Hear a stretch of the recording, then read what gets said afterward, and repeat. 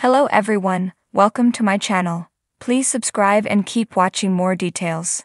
The Young and the Restless spoilers.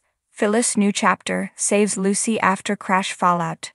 The Young and the Restless spoilers reveal that Lucy Romalotti, Lily Brooks O'Brien, and Faith Newman, Raylan Castor, got into an accident and are hospitalized. While Faith's fate remains unclear, Lucy soon wakes up. When Lucy's parents dole out some tough love, she could go running to booze once again. Could Phyllis Summers, Michelle Stafford, step in and save her granddaughter? Our spoilers reveal that Lucy has been drinking alcohol for a while now.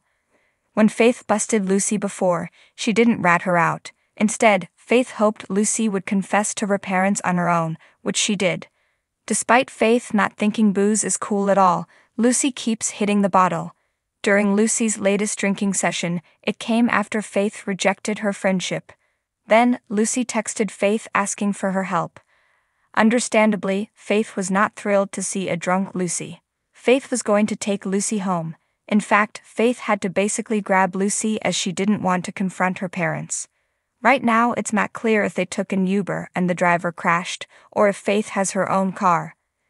They definitely had a driver for the concert, but that doesn't mean Faith didn't drive to Lucy's location herself. In any case, Lucy wakes up soon after her parents arrive at the hospital. It's not clear if Faith will be as lucky or if her injuries could be more serious.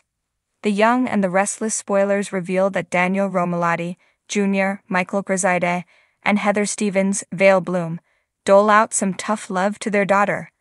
However, since Lucy drinks when she feels inadequate, the tough love could backfire. What if Lucy just uses it as another excuse to drink again? In addition to her parents' pressure, Lucy could also feel guilty about Faith's medical condition.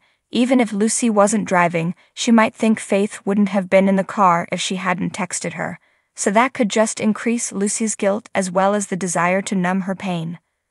Recently, Phyllis had a chat with Nick Newman, Joshua Morrow. Phyllis was ranting about Diane Jenkins Abbott, Susan Walters, and regretting imploding Summer Newman's, Allison Lanier, marriage. Nick was right that Phyllis has done a lot of good in her life. It hasn't all been bad. At the time of the chat, Nick got the call about Faith's accident.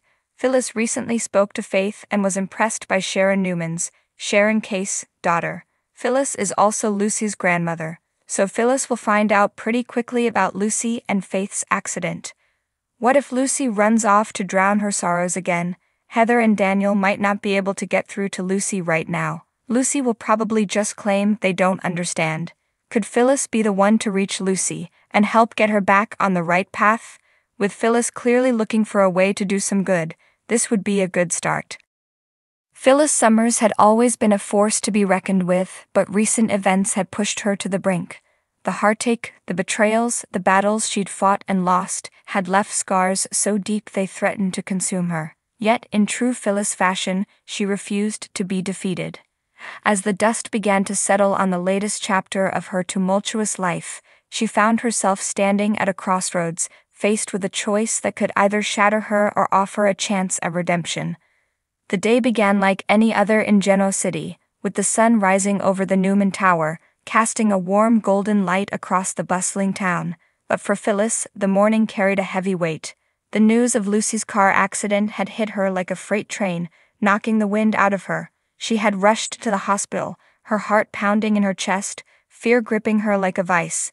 Seeing Lucy, her precious granddaughter, lying unconscious on the hospital bed had awakened something primal in her, a fierce, protective instinct that she hadn't felt in years. Lucy's accident was the result of a night that had spiraled out of control. What was supposed to be a simple drive home had turned into a nightmare when a deer darted across the road. Lucy had swerved, trying to avoid the animal, but lost control of the car, which careened off the road and slammed into a tree. The crash had left her with a concussion, several broken ribs, and a deep gash on her forehead. As Phyllis sat by Lucy's bedside, her fingers trembling as she brushed a strand of hair from the girl's pale face, memories flooded her mind. She thought of the time she had spent estranged from her son Daniel and how that had nearly cost her the relationship with Lucy. The years of anger, bitterness, and regret washed over her like a tidal wave, threatening to drown her. but she couldn't afford to wallow in guilt. Lucy needed her now more than ever, and Phyllis was determined not to let her down. The hospital was eerily quiet that morning, the only sounds coming from the steady beep of the heart monitor and the soft hum of the air conditioning. Phyllis could feel the weight of the world on her shoulders, but she forced herself to stay strong. She had to be there for Lucy, to help her heal and find a way forward. It was time for Phyllis Summers to embark on a new chapter, one where she wasn't just a mother or a businesswoman, but a savior, a protector, and a grandmother who would do anything to keep her family safe. The doctors had assured her that Lucy would recover, but the emotional scars would take longer to heal. The crash had been a wake-up call for everyone involved, a stark reminder of how fragile life could be.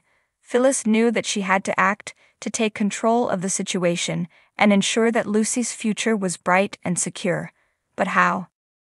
In the days that followed, Phyllis threw herself into action. She coordinated with Daniel to set up the best care for Lucy, consulting with specialists and therapists who could help her granddaughter not just physically, but emotionally as well. She reached out to her contacts in the community, calling in favors and pulling strings to ensure that Lucy had the support she needed.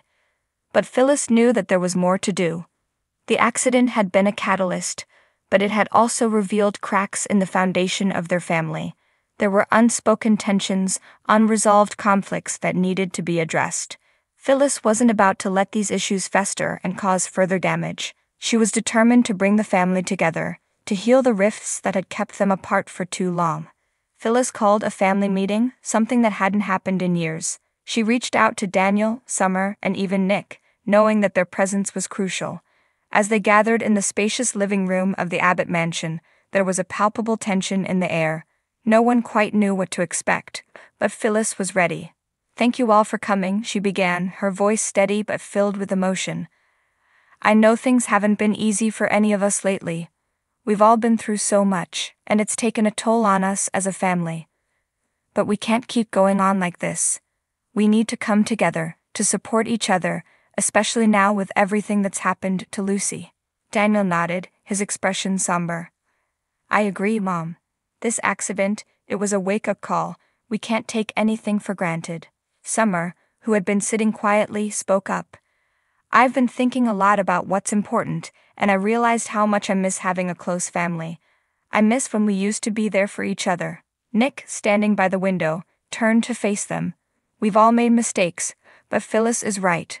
We need to put the past behind us and focus on what really matters, our family." Phyllis felt a surge of hope as she listened to their words. This was the first time in a long while that they were all on the same page. It wasn't going to be easy. Nothing worth having ever was, but she knew they could do it if they worked together. They spent the next hour talking, sharing their thoughts, fears, and hopes for the future. It was a raw, honest conversation, with tears and apologies, but also laughter and moments of genuine connection. By the end of it, Phyllis felt a sense of peace that she hadn't experienced in years. The weeks that followed were filled with small steps towards rebuilding what had been broken. Phyllis took the lead in organizing family dinners, outings, and game nights, bringing back the traditions that had once held them together. She spent countless hours with Lucy, helping her through her recovery, offering comfort and wisdom that only a grandmother could provide. In the process, Phyllis found herself healing too. The pain and regret that had haunted her began to fade, replaced by a sense of purpose and fulfillment. She was no longer just surviving. She was thriving, finding joy in the simple, everyday moments with her family. One afternoon, as Phyllis and Lucy sat on the porch, sipping lemonade and watching the sun dip below the horizon, Lucy turned to her and smiled. "Thank you, Grandma, for everything." Phyllis felt her heart swell with pride and love. "You don't need to thank me, sweetheart. I'm just glad I could be here for you." Lucy leaned her head on Phyllis's shoulder, and for the first time in a long while, Phyllis felt truly content. This new chapter in her life wasn't about power or success. It was about family, love, and the bonds that could weather any storm. As the sun set over Genoa City, Phyllis knew that she had found her way back to what mattered most. She had saved Lucy, but in the process, she had saved herself too. And that was the beginning of a beautiful new chapter, one filled with hope, love, and the promise of brighter days ahead.